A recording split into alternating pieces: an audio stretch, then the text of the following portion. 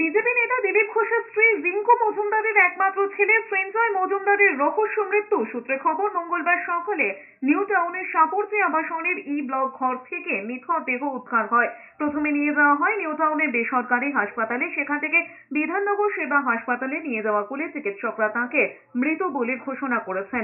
এরপরে দেহটিকে ময়না তদন্তের জন্য আরজিকর হাসপাতালে পাঠানো হয়েছে। প্রাথমিক তদন্তে পুলিশের অনুমান আত্মহত্যা করেছেন সঞ্জয় মজুমদার। জানা গেছে সল্টলেকের একটি তথ্য প্রযুক্তি সংস্থার কর্মী ছিলেন বছর 26-এর সঞ্জয়। তার ডাকনাম প্রীতম।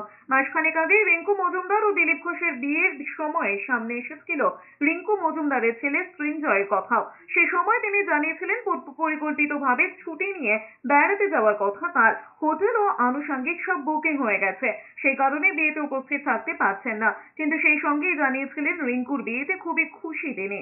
একটু মনে হয় মানে মনে মুখে বলতো না, মনে মনে একটা স্বপ্ন ছিল আমার সঙ্গে থাকবে।